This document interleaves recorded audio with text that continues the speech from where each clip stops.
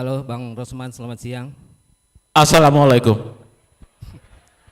Mbak Rosman ini yang tadi saya sampaikan sangat serius mempersiapkan jadi narasumber alumni mengajar. Beliau datang dari Oman 12 jam perjalanan, kemudian dia menipedi, perawatan segala macam. Kenapa? Karena rata-rata yang akan menjadi narasumber saya yang berdampingan dengan saya adalah direktur, GM katanya. Sedangkan saya sendiri cuman administrasi D3 Politeknik katanya. Cuman pengalaman Bang Rosman ini sangat spesifik. Beliau sudah bekerja di 12 negara. Beri aplaus yang meriah Bang Rosman. Bang, dengan persiapan yang sangat serius itu, sebenarnya motivasi Abang ngapain sih untuk jadi narasumber pada hari ini? Oke. Close the door, showtime. Tolong pintu depan samping ditutup. Tolong pintu depan samping ditutup. Teater 5 akan dimulai.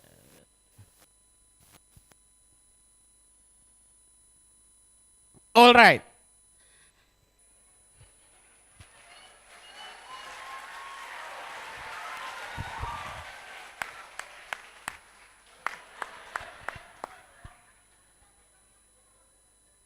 Bang, berdiri bang, ayo. Kita sama-sama di sini bang. Oke. I feel a little bit nervous now. Santai lah. Bang Abdul, ada Bang Abdul? Bang Abdul kemarin bilang tolong dikonsep kayak stand up comedian bang, tapi ada materi yang serius.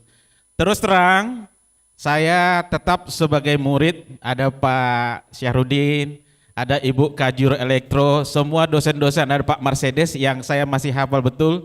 Saya berharap Ibu Juli ada di sini, ada ya? Ibu Juli, mana Ibu Juli? Ini dosen favorit kami dulu, iya Bu, makasih Bu.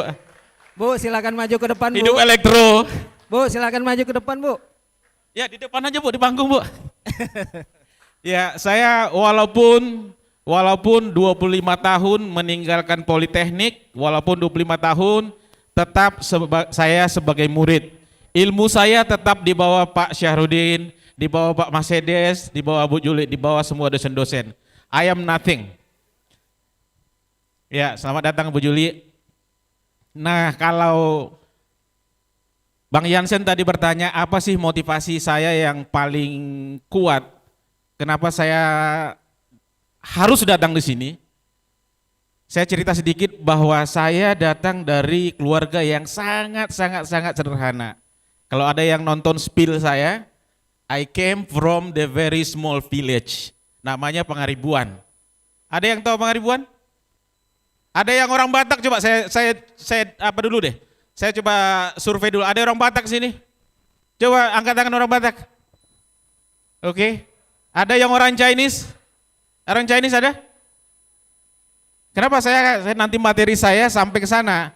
Materi saya salah satu slide-nya nanti bahwa 95% uang yang beredar di dunia ini dikuasai oleh 5% manusia. Listen to me very carefully. Makanya saya bilang pintunya ditutup. 95% uang yang beredar di dunia ini dikuasai oleh hanya 5% populasi manusia. It's your choice. Mau yang di 95%, yang ngantor jam 7, pulang jam 5, itu 95%. Atau mau yang 5%, 24 jam tidur, duitnya nggak berseri. Pilihan. Nah, alasan yang selanjutnya kenapa saya harus datang ke sini, saya percaya ya, dari semua alumni saya percaya ada banyak sekali yang lebih bagus dari saya.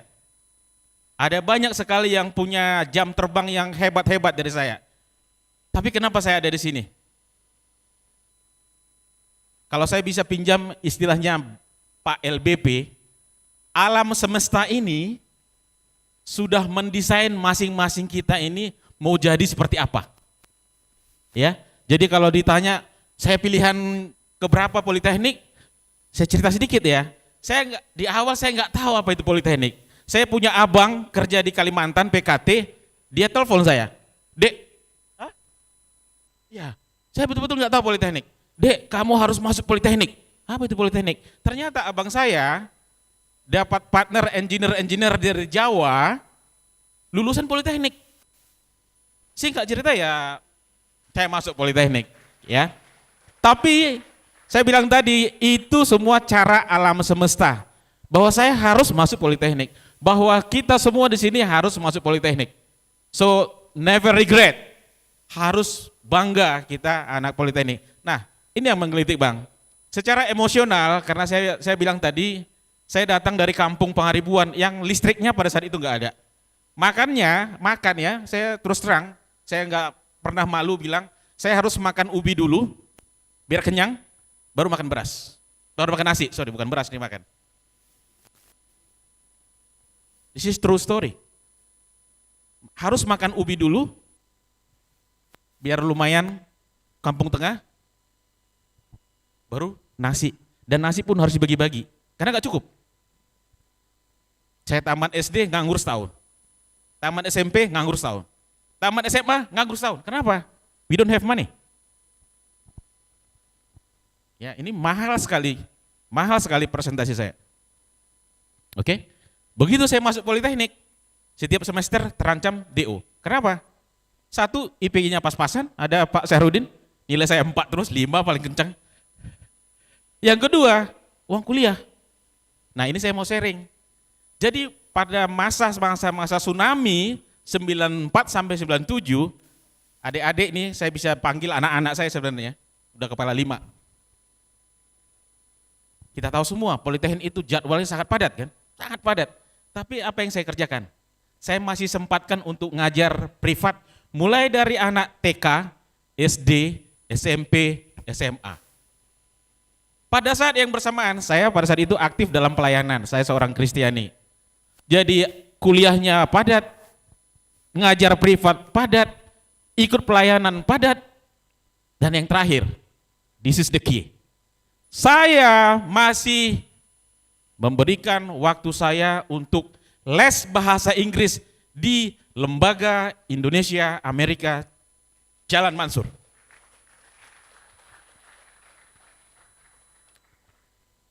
Tolong disimak ya, terutama yang masih kuliah. Kenapa saya bisa begitu? Karena saya punya target. Tamat politeknik, I have to be able to speak English very well. At least say hi dengan orang bule. Dan ini salah satu mengapa saya lulus di RAPP sama Frans. Karena tesnya bahasa Inggris. Ya, jadi intinya buat adik-adik, buat anak-anakku yang masih kuliah, terutama yang keluarganya susah secara finansial. Kalau yang keluarganya udah kaya, I don't care because you have everything. Ada satu poin yang sangat menarik Bang Yasin, sorry ini Bang Yasin ini kalau aku yang udah ngomong udah habis ilmunya sama aku. Saya sejujurnya sangat sedih. Saya bilang sama Kak Nana itu sampai teriak-teriak nangis darah bujuk saya untuk datang ke sini.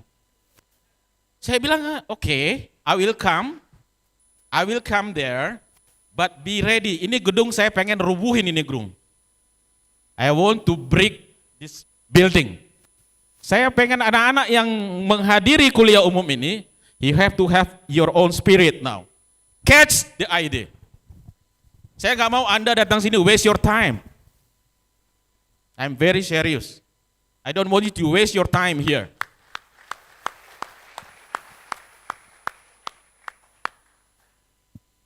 Apa lagi? Udah? Belum kan? Masih pemanasan. Berapa jam waktunya Bang? 2 jam kan? Oke, kita gaspol. Jadi saya bilang sama Kak Nana, saya datang ke alumni, tapi saya pengen ini lantai semua full of people. Ini apa yang ada? Terlalu mahal saya di sini berdiri hanya 100-200 orang yang datang. Sorry to say. Saya lihat tadi mulai dari awal sampai sekarang pintu kayak nggak jelas, kayak acara ini nggak ada value-nya. You have to improve this for the next event. Oke bos? Saya ini alumni Poltek udah ngajar orang Amerika. orang bule di mana-mana. I don't care. We can do it. Yeah. Itu dulu pemanasan. Ada lanjut Bang. Nanti Ya. ada slide saya ini lebih seru lagi nih.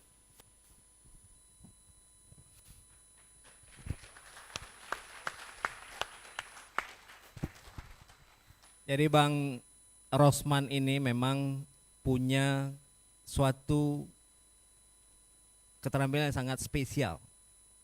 Bisa nggak dijelasin Bang, spesial apa kemampuan yang Abang miliki itu sehingga Bang Rosman ini bisa berkarir overseas, bisa berkarir di banyak negara, dan juga pasti sudah pernah punya partner dengan berbagai macam warna kulit, berbagai macam jenis rambut. Dan apa sih yang Abang dapatkan dari Poli ini sehingga Abang bisa melewati itu semua dan sampai pada posisi saat ini? Silakan Bang Rosman. Iya, terima kasih. Mungkin operator, slide saya bisa dibuka ya, sekalian aja ya. Sekalian ke apa ya? Slide-nya. Oke. Udah ya?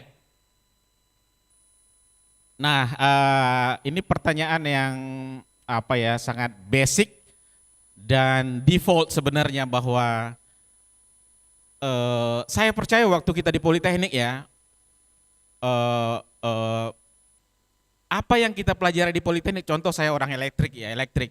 Jadi apapun teknologi sekarang yang berkembang, itu basicnya elektronik. Jadi waktu Pak Syahrudin cerita teknik tenaga listrik, Bu Yuli cerita ini semua, memang directly itu tidak langsung bersentuhan dengan apa yang saya kerjakan. Tapi indirectly itu semuanya basicnya dari sana. Jadi kita yang jurusan elektro dan telkom, we have to be proud it. We have to be proud ya, bagian dari elektro. Karena apapun teknologi ke depan basicnya adalah elektrik. Nah, apa yang buat saya bisa survive sampai sekarang ini adalah bahwa satu yang saya pelajari dari Politeknik, bahwa kita diajari self confidence, kemandirian. Ini penting sekali buat adik-adik yang masih kuliah. Kepercayaan diri dan kemandirian dan daya juang ini yang paling penting. Ini yang saya belajar di Politeknik yang tidak dimiliki oleh fakultas-fakultas lain.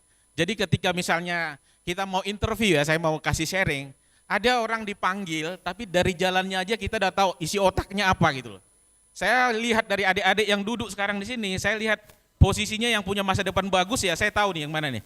Rata-rata ini kayaknya memble, ya rata-rata IP-nya 2,4 ini. Atau ada yang terancam ini. Dari posisi duduk, ada posisi duduk ya, saya menentukan sekali. Kalau dipanggil Anda interview nanti, dari posisi duduk Anda, gak jelas gitu. Tapi kalau coba Anda dipanggil interview, I'm here, I'm ready to serve you sir. Ini beda. Gestur Anda itu sudah sangat menentukan, nanti ada slide-nya tuh. Ayo kita masuk aja ya. Yang masih kuliah tolong diperhatikan slide demi slide. Nanti ada kuis. Hadiah pertama $100.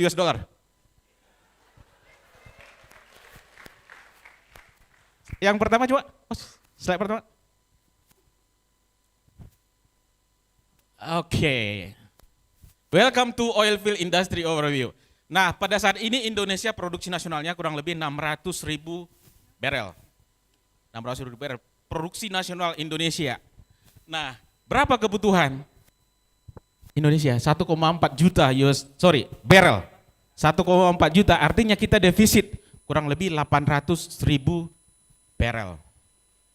Kalikan aja kalau satu barel sekarang $100 kali sekian-sekian, itu uangnya banyak sekali.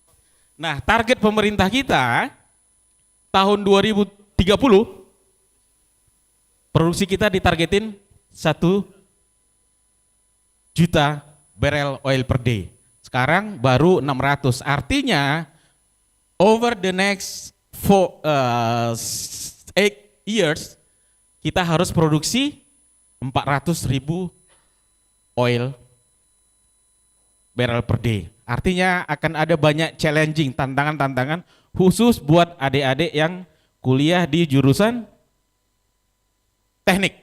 Terutama teknik, kalau niaga mungkin boleh tapi di support ya. di perkantoran segala macam ya. Next deh.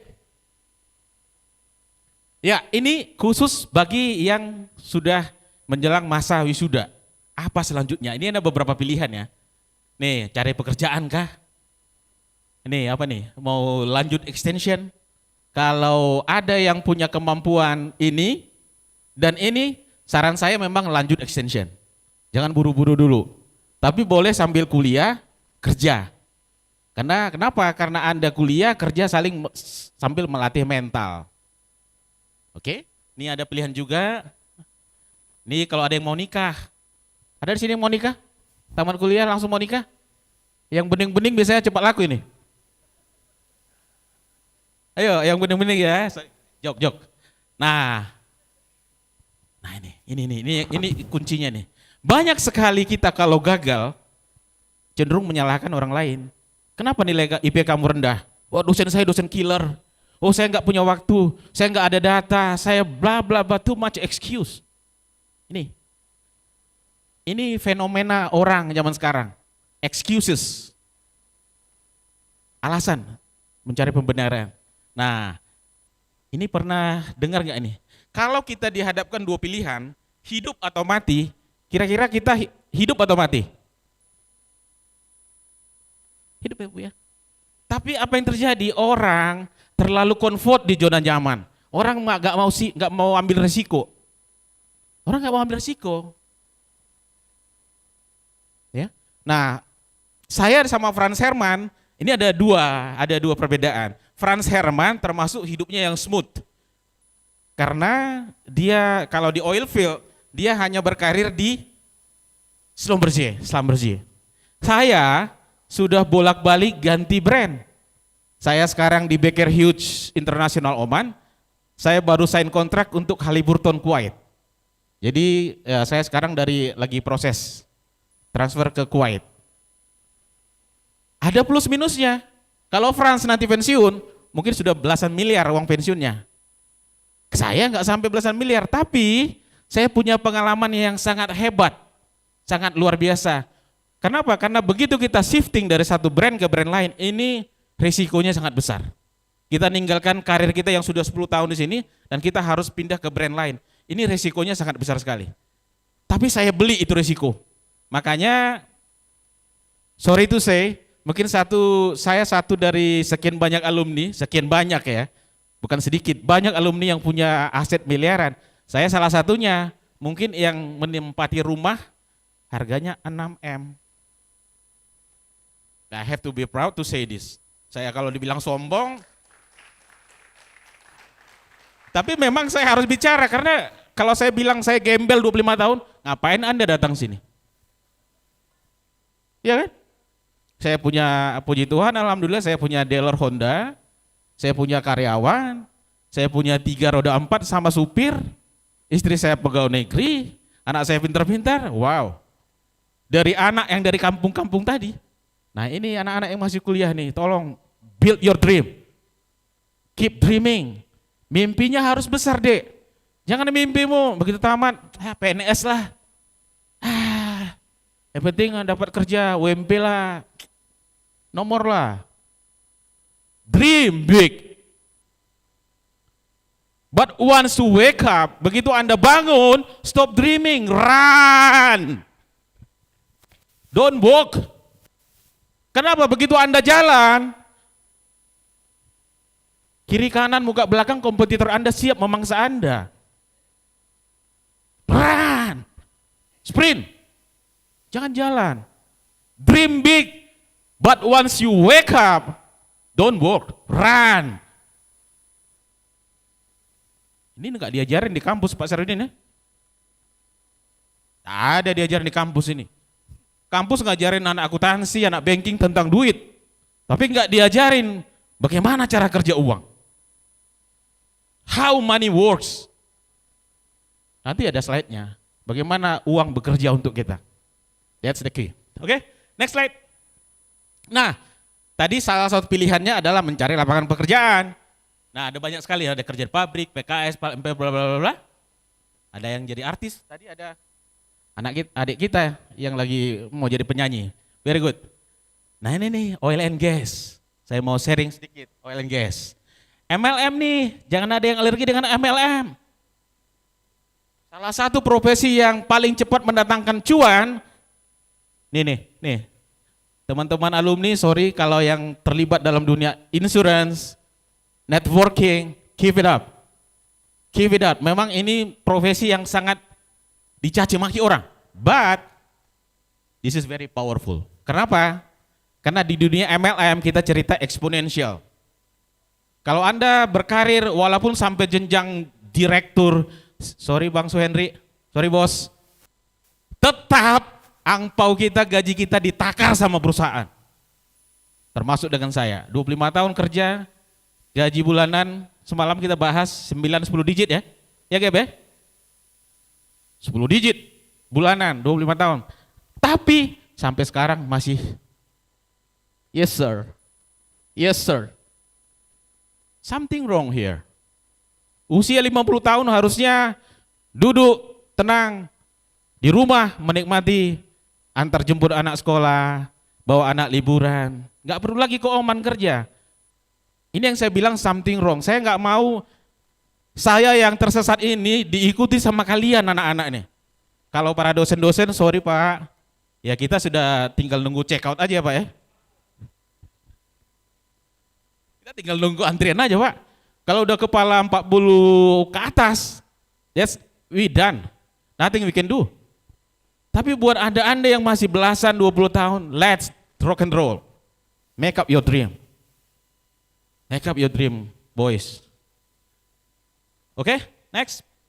Karena waktunya mepet banget, jadi saya harus speed up. Nah, kalau kita cerita di oil and gas, ada dua bagian besar. Satu, apa yang dinamakan owner. Owner itu contoh Pertamina, Total, Qatargas, apalagi Shell. Banyak sekali ya, banyak sekali. Karena mereka inilah yang punya hak usaha perminyakan dari pemerintah. Jadi kalau di Indonesia ada Pertamina, di Belanda ada Shell, di Prancis ada Total, di Angola ada Sonangol, di Norwegia ada Total Oil, macam-macam. Di Italia ada apa friend? Di Italia friend? INI, ya itu namanya operator.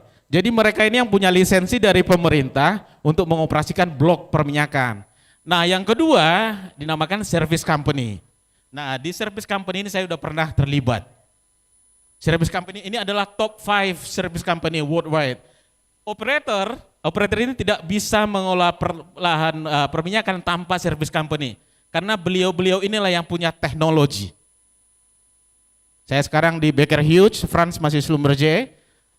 We have the own technology. Jadi kita punya teknologi, punya equipment, punya manpower. Ada 3 ini yang dimiliki oleh service company. Qualified manpower, they have technology, and they have equipment. Equipment di perminyakan sangat-sangat mahal sekali ya. Go next. Oke, nah kalau dari segi assignment ada 3 macam. Ada lokal, ada regional, ada internasional. Saya dan Franz termasuk international assignment. International assignment ini ada 2, bawa keluarga sama rotator. Saya rotator, Franz rotator. Rotator itu artinya berangkat kerja sebulan, pulang kerja libur, kayak gitu. Nah, Franz dulu pernah bawa keluarga ke Amerika. Anaknya lahir jadi American citizen ya, anakmu ya. Gitu. Saya nggak mau ambil family package karena istri saya pegawai negeri, lumayan, uang pensiunnya lumayan. Iyalah. Harus kencang hitung-hitungannya ya kan. Lumayan alhamdulillah golongan 4B sekarang lulusan dari FKM. Oke? Nah, itu regional itu misalkan di Asia, ASEAN itu regional. Kalau lokal yang ada di Indonesia kerjanya ya. Next. Banyak waktunya. Oke, nah kalau udah cerita perminyakan itu ada banyak sekali step-stepnya. Banyak sekali step-stepnya. Banyak sekali disiplin ilmu. Ya, saya bagi dari beberapa bagian besar aja. Jadi kalau orang cerita minyak ada beberapa segmentasinya. Ini segmentasi pertama itu seismic, drilling and exploration, cementing, preparation, well testing and production. Yang dikerjain Franz sekarang ini di sini nih, production. Sekarang saya juga sedang ada di sini. Tapi saya juga punya certified di drilling and exploration. Nanti saya cerita, tahun 2014 saya dikirim Weatherford ke Texas, USA selama 6 bulan untuk ikut drilling academy. Jadi pada saat itu saya di-hire sama Weatherford mid career itu pengalaman. Jadi saya disatukan sama fresh graduated Texas University yang S2-nya. Jadi bayangkan anak Poltek itu satu kelas sama alumni S2 Texas University, orang Amerika beneran. Jadi sistem pengajaran di sana setiap ada kuliah, besok pagi ada tes. Jadi saya jujur aja, saya memang ya gimana ya, saya udah memang IP aja tamatnya 2,5, orang sana ya cum laude semua, satu kelas gitu. Tapi karena memang saya mid career, secara lapangan mereka banyak nanya, Rosman ini gimana ya? Gimana? Saya sharing. Tapi giliran sudah teori, oh habis. Setiap pagi sering lagu bikin alasan, Pak Mercedes, pagi, begitu giliran saya kuis, excuse me sir, toilet. 2-3 kali masuk. Nextnya, hey Rossi, what's happened with you? Every 8 AM you go out. Akhirnya saya nggak bisa. Akhirnya malam belajar. Nah SKS ini kan masih terjadi sama anak-anak ini. Sistem kejuk semalam. Don't do it please. Nanti ada slide-nya. Oke, nah seismik ini adalah step pertama di dunia perminyakan. Jadi ini satu departemen yang melakukan survei, baik itu di darat, baik di laut, yang menentukan di sini ada minyak nggak, ada gas nggak, berapa kandungannya, berapa produksinya, berapa juta barel dan seterusnya. Yang selanjutnya masuk ke drilling. Jadi begitu ada spot, ada minyak, ditemukan kandungan CaO di sini, barulah masuk ke pengeboran, eksplorasi. Apakah 100%? No. Gambling juga. Maka ada yang namanya dry well. Nanti saya cerita di sana ya. Nah, cementing, kalau sudah terjadi pengeboran, itu sudah seperti sumur, baru ada cementing namanya. Jadi sumur itu di semen. Itu ada alumni kita, Pak Doni Purba, energi juga tuh, di sini bagiannya. Oke? Dan setelah ada cementing, baru masuk ke perforasi. Jadi sumurnya sudah selesai, reservoirnya tinggal diproduksi, maka ada namanya perforasi. Jadi ada bom, kayak dinamit itu di running, ke kedalaman sekian, itu diledakin, untuk membuka formasi namanya. Nah, setelah formasi terbuka, baru fluidanya masuk ke sumur, baru ada namanya well testing. Setelah ada fluida dari reservoir masuk ke wellbore, baru well testing crew. Ada juga alumni Poltek yang di bagian ini. Ya, baru mereka ngetes ini berapa sih produksi sumur. Tadinya waktu di seismik datanya begini, berapa sih produksinya ini berapa per hari. Lah setelah ditentukan produksinya baru masuk production. Ini bagiannya saya dan Frans sekarang ini. Ya, jadi kita bekerja untuk negara orang sebenarnya. Next slide. Nah, secara environment, oil and gas itu Bapak Ibu, adik-adik, ini ya, ada yang namanya onshore. Onshore itu di darat. Ada offshore, ada desert, ada deep water, airplane. Nah, orang perminyakan itu selalu bersahabat dengan penerbangan. Jadi kalau saya mungkin lebih sering naik pesawat daripada naik taksi. Orang perminyakan semua begitu. We get used on this. Chopper, helikopter. Mungkin sebagian dari orang Indonesia masih sangat jarang naik helikopter. Saya sama Fran di sini sudah biasa naik helikopter. Ya, deep water nih, deep water nanti saya cerita. Tahun 2015 saya pengeboran minyak laut dalam di Angola. Jadi Bapak Ibu adik-adik semua bayangkan sea depth dari permukaan air sampai ke bawah tanah itu, dasar laut kurang lebih 1850 sampai 2000 meter. Baru kita melakukan pengeboran. Jadi bayangin dalamnya laut itu 2000 meter, baru kita mulai ngebor. 2 sumur kita bor kemarin di Angola, dua-duanya dry well. Sumurnya kering. Cost per day-nya 2 juta US dollar per day, operational cost. Oke, itu sebagai informasi aja. Nah, ini onshore, offshore, desert. Ya, gurun pasir. Saya sekarang kerja di gurun pasir. Next, Pak. Nah, ini environment-nya juga sangat ekstrim ya. Ekstrim climate. Kalau di gurun pasir dia sangat panas, musim dingin sangat dingin, malaria. Puji Tuhan, alhamdulillah sampai sekarang saya tidak pernah infected malaria. Franz, you got it? No, good. Malaria ini bekerja di tengah hutan. Gak ada komunikasi kadang-kadang mau ngapain gak ada. We don't have anything. Papua, Afrika terutama nih banyak sekali malaria. Jadi buat adik-adik yang mau diperminyakan ini you have to understand this very careful. Ya, pastikan vaksin malarianya udah aman. Under pressure, kerja di perminyakan itu pressure-nya sangat kencang sekali, kuat sekali. Kenapa? Karena kita dibayar sangat mahal sekali. Jadi pressure-nya, kenapa dibayar mahal? Karena hasil yang kita hasilkan itu sangat luar biasa. Makanya payment-nya sangat kencang. Self confident, anak-anak perminyakan itu pada umumnya sangat percaya diri. Kenapa? Karena 10 digit tiap bulan bos. Sangat overconfidence kadang-kadang. Kayak saya overconfidence nih. Ya frequently travel, jadi setiap bulan kita travel kemana-mana ke antar benua ya. Saya mungkin salah satu dari alumni yang sudah kerja di 4 benua, kecuali Australia. Saya nggak tahu kenapa saya belum pernah ke Australia, I don't know.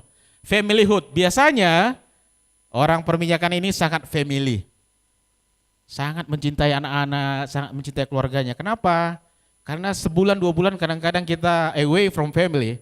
Once we are at home, tapi begitu di luar rumah agak liar. Ya Bang Erwin ya? Oke, next Pak. Nah nih, high risk, high gain return ya. Jadi perminyakan itu sangat berisiko sebenarnya. Tapi karena mereka punya teknologi yang terukur, most of the time they get successful ya. Ini bahaya nih. Orang-orang perminyakan hati-hati adik-adik yang cewek ya. Kalau ada yang melirik kalian orang perminyakan hati-hati ini. Ini ngeri nih. Biasanya playboy. Biasanya, tapi saya enggak. Franz juga enggak. Saya we are good boy lah. Kecuali tersesat ya. Kenapa enggak? Ya, tiap hari terbang sama pramugari yang bening-bening. Udah tahu dia, Pak Rosman, selamat datang. Nginap di hotel mana Pak? Oh iya kita hotel ngopi Pak. Kayak gitu biasa itu. Ya. Nah, ini juga. Saya nikahnya usia 36, 34 kalau salah. Rata-rata orang perminyakan di atas 30 merit. Kenapa? Sibuk membina karir, sibuk belajar, sibuk training ya. Awet muda, ini dia. Gimana enggak awet muda kan? Setiap bulan di hotel bintang 5. Medi-pedi, udah biasa kita. Ini bening nih. Facial. Kemarin di Jamil Ginting. Oke, career path-nya jelas. Career path-nya jelas, perkembangan karirnya jelas ya. Dan orang perminyakan itu selalu berpikirnya safety. Ini yang salah satu yang saya sangat bangga ada di perminyakan. Kenapa? Begitu saya kenal minyak, saya nggak pernah naik mobil tanpa seatbelt. Ini tangan saya sudah automatically buckle up my seatbelt. Ya safety ya, orang perminyakan mikirnya safety. Dan cari pasangan juga, makanya orang ini safety-nya kencang banget. Kencang banget safety-nya. Saya dulu waktu masih lajang, 3 syarat calon istri. Yang pertama dia harus cantik, yang kedua harus sarjana, yang ketiga dia harus punya karir yang bagus. Minimal PNS, S1. PNS ya? Ya. PNS Bang? Iya, main aman. Kenapa? Ya saya well prepare, masa dia modal dongkul aja? Kira-kira gitu ya. Canda ya. Next. Coba videonya dek. Ini video 3 menit ya, jadi biar enggak hoax. Saya kerjaannya di sini. Oke. Ini Weatherford adalah perusahaan yang punya teknologi top 1. Ya, ini kita lagi, ini namanya drill ship, nanti saya ada slide-nya juga. Oke. Jadi kita melakukan pengeboran di sini. Ini semua sistem yang kita build up pada saat rig up. Ya. Ini di laut dalam. Kalau kita pakai drill ship ini laut dalam nih.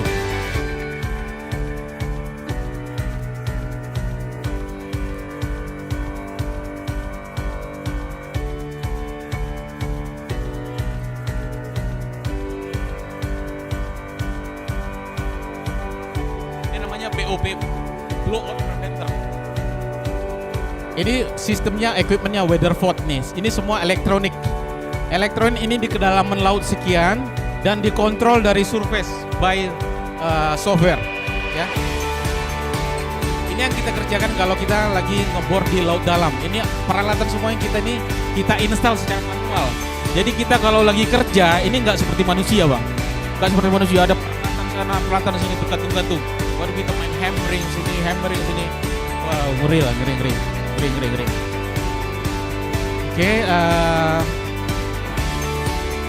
ya, di skip aja nih bagiannya ya. Nanti saya jelaskan sedikit aja. Jadi teknologi ini pada intinya, masih lanjut. Oke, satunya lagi.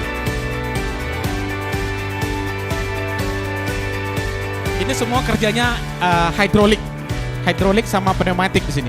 Jadi buat Bapak Ibu yang dari jurusan mesin ini pasti paham banget hidrolik sama pneumatik ya. Nah, dari sisi rig ini ada land rig namanya, ada snubbing unit, ada jackup rig, ada fixed platform, ada semi submersible, ada drill ship. Next.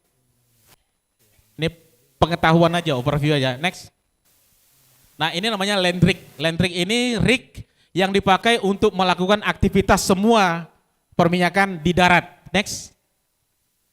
Ini namanya jackup rig. Ini ada, kalau jelas, ini kalau kelihatan, ini ada 3 kaki nih. 1, 2, 3. Kalau dia lagi recap, ini kakinya turun. Biasanya jackup rig ini di kedalaman sumur 50 sampai 100 meter laut. Ini pakai jackup rig. Ini platform yang lagi sedang diservis. Ya, kalau namanya fixed platform ini biasanya ada rig juga. Oke, next. Ini semi submersible. Jadi ini rig yang move. Kakinya ini nggak menyentuh ke dasar laut. Jadi ini dikontrol oleh hidrolik. Ada 4 kakinya. Move dari laut ke laut. Next. Ini namanya drill ship. Jadi drill ship ini biasa dipakai di kedalaman 2000 meter. Jadi kalau ada laut kedalaman 2000 meter itu pakai drill ship. Biasanya kalau kita pakai drill ship, ini kita naik choppernya 2 jam fly. 2 jam naik penerbangan chopper ke tengah laut. Kalau France kerjanya, karena dia di production, naik choppernya paling 15 menit udah nyampe dari darat. Kalau saya 2 jam naik chopper. Jadi bayangin 2 jam tuh. Kadang-kadang kalau lagi ada badai, soalnya helikopternya goyang. Wah loh, kadang-kadang ngeri. Next. Ini contoh nih. Ini contoh saya lagi di laut dalam Angola ya, 2015 nih. Ya, lagi masih di Weatherford, ini drill shipnya. Ini Angola, ini 2 juta US dollar daily cost-nya 1 hari nih. Sangat luar biasa sekali. Jadi dunia perminyakan itu sangat high risk dan high return. Next.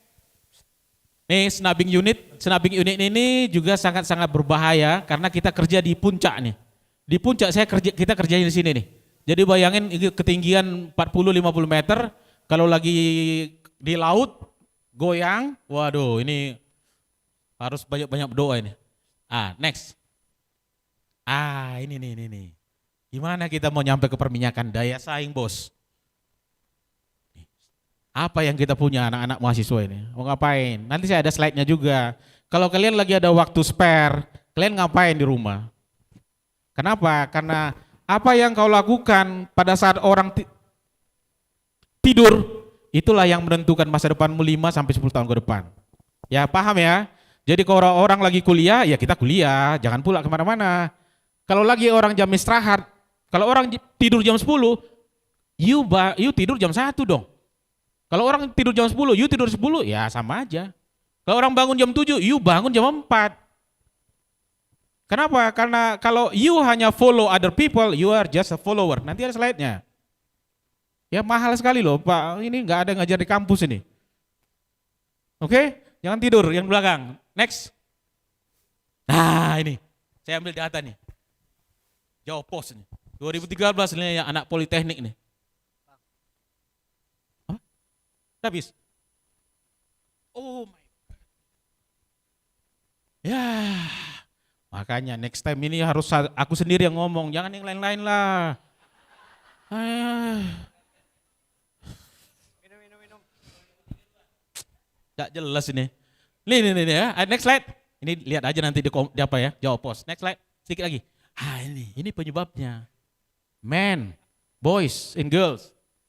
lack of competency and limited opportunity. Kalau Anda hanya biasa-biasa saja opung, you will end up your life hanya bisa makan aja, berangkat jam 7, pulang jam 5, pas-pasan. Kalau Anda hanya biasa-biasa saja, karena apa ini? Ada dua hal ini loh. Kalau Anda pahami, karena kesempatan itu sangat kecil. Di perminyakan nggak banyak orang seberuntung saya. You have to fight yourself. Next. Apa yang Anda lakukan? Kalau lagi ada waktu main game, midnight, tengah malam ngapain Anda? Nonton apa? Apa yang Anda nonton? Kalau saya jujur ya, saya nonton pembicara-pembicara kelas internasional. Saya ikutin workshop, saya bayar seminar. Saya nonton YouTube orang-orang hebat, motivator yang saya nonton. Saya nggak pernah main game. I don't have game in my phone. Nothing. Clean. Ini. Jadi Anda yang hadir sekarang 5 tahun ke depan ditentukan oleh Anda tidur jam berapa, Anda bangun jam berapa. Oke, next. Sebentar lagi bos. Ya nih. Apa yang Anda baca? Majalah-majalah franchise, Anda baca. Majalah-majalah business opportunity, Anda baca. Ikut YouTube, lihat presenter hebat di YouTube. Wow, free, everything free now. Everything free. Ya, lihat YouTube, jangan yang aneh-aneh yang Anda lihat di YouTube. Oke? Nah, nih. Apa nih? Belum lagi? Nah, nih workshop, seminar, Anda bayar seminar workshop, jangan yang gratis-gratis. Saya udah bilang sama Kak Nana, ini harusnya Anda bayar loh. Saya datang sini harusnya dibayar, 5-star hotel, business class flight. Karena yang saya ngomongin ini nggak main-main. Jadi next seminar nanti yang masuk ini 200.000 minimal satu seat. Direncanakan 2 juta bang, satu orang bang. 2 juta 1.000 audiens. Iyalah. 2 miliar. Iyalah, ngeri lah. Nih, ini ya kan, nonton YouTube yang powerful ya. Jangan yang aneh-aneh ditonton lah. Nah ini sangat penting. Tentukan sekarang ya adik-adik mahasiswa, termasuk alumni nih. Kalau ada yang masih terlibat bertobat ya. Sekarang cari tahu 7 orang terdekat Anda nih. Kalau 1 dari 7 orang terdekat Anda infected, remove him from your life. Ya. 7 dari teman terdekat Anda, kalau ada yang negatif bicaranya, remove. We don't need that. Oke? Stay close with inspire people. Lihat orang-orang yang positif. Lihat orang-orang yang IPK-nya tinggi, berteman. Jangan yang kerjanya tiap malam di biliar Anda dekatin. Useless. Oke? Nah nih. Avoid NPT. Ada yang tahu NPT enggak nih? Non-productive time. Avoid. Playing game, social media, etc. We don't need that. Next. Nah nih. Anda mau jadi follower atau player? It's your choice. I'm challenging now. Kalau Anda mau jadi follower, ya Anda jangan ngekor aja. Apakah buat orang itu nggak Anda lakukan? You have to make your own decision. Breakthrough. Next slide. Next. Nah ini entrepreneur. Kebetulan saya memang pebisnis, makanya saya senang sekali sharing apa yang saya punya. Ya pebisnis itu ini hidupnya nggak jelas. Besok mau makan apa nggak jelas. Nggak jelas. Tapi most of the time pebisnis itu orangnya kaya. Makanya orang Cina rata-rata kaya ya. Ya bos ya, lagi sibuk tuh. Nah nih, pebisnis itu entrepreneur menciptakan peluang, bukan mencari peluang, bukan memanfaatkan peluang, but create opportunity. Nih, entrepreneur, melihat peluang, take action. Nah, pebisnis, entrepreneur selalu action, lihat ada peluang, action. Apa nih? Udah ditutup kayaknya, mau lagi? 2 slide lagi tuh bos. Ada kendala tes. Nah, ini lihat ini kan, apa yang terjadi? Anak-anak mungkin tahu ya. Dulu Nokia sangat perkasa, BlackBerry berkasa, mereka semua done. Begitu ada Android, begitu ada iOS dan seterusnya. Bluebird, begitu ada ojol, selesai. Next, sekarang lagi digadang-gadangkan electrical vehicle. Nah, ini kita harus siap nih antisipasi. Begitu nanti sistem transportasi elektrik, big things will happen. Nih, breakthrough. Thank you very much, bos. Terima kasih Bang Rosman Siregar atas sharingnya. Beliau sudah memberikan kiat-kiat untuk sukses kepada adik-adik mahasiswa. Pembicara yang luar biasa datang dari Timur Tengah, dari Oman khusus untuk adik-adik mahasiswa. Segala persiapannya yang luar biasa. Berikan tepuk tangan yang meriah buat Bang Rosman Siregar.